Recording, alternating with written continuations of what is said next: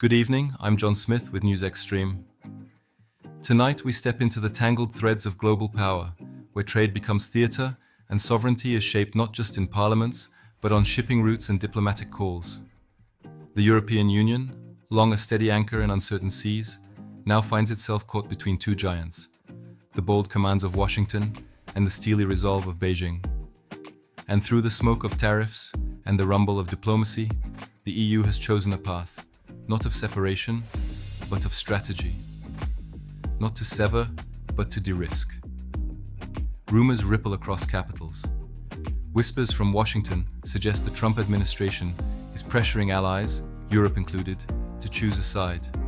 Decouple from China, they say, or risk exclusion from a reshaped trade world.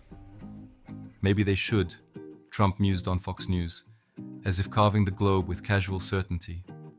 No official demand has been issued, but the shadow of such a proposition is enough to stir Beijing's ire and Europe's unease. From the halls of China's Commerce Ministry came a warning, wrapped in sharp rhetoric. We will never accept a deal that sacrifices China's interests, Beijing declared. Retaliation will be swift, resolute, and without apology. And with that, the drums of trade war echoed once more, not with bullets, but with critical minerals, withheld shipments, and economic countermeasures. Amid the clamor, Brussels has spoken with calm precision. Our relationship with China is separate from our talks with the United States, said Ariana Podesta of the European Commission. We do not decouple, we de-risk. The word is carefully chosen, a signature of President Ursula von der Leyen, meant not to sever Europe from China, but to soften dependence, especially in tech, defense, and dual-use industries. This is diplomacy on a tightrope, suspended above crashing markets and colliding ambitions. Once hailed in Washington for her tough line on China, von der Leyen has now tuned her tone, a shift from hawk to pragmatic partner. After Trump's tariff tidal wave sent shock through global markets, she phoned Chinese Premier Li Qiang.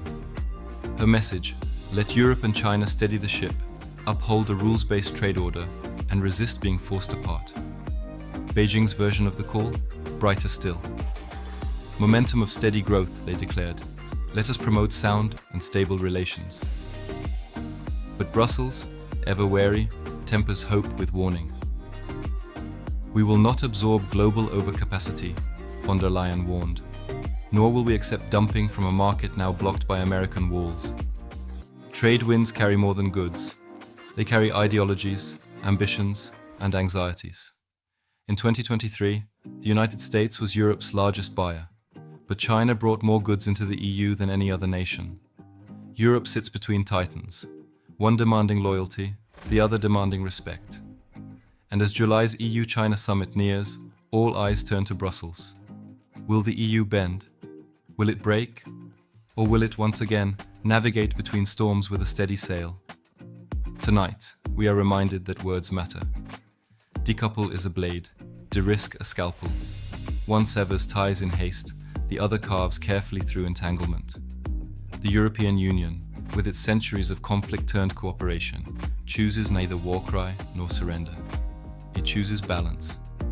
It chooses the art of remaining open while protecting the core. I'm John Smith, and this is NewsXstream, where we follow the fault lines of power and shine a light on the quiet choices shaping the world. Until next time, stay informed.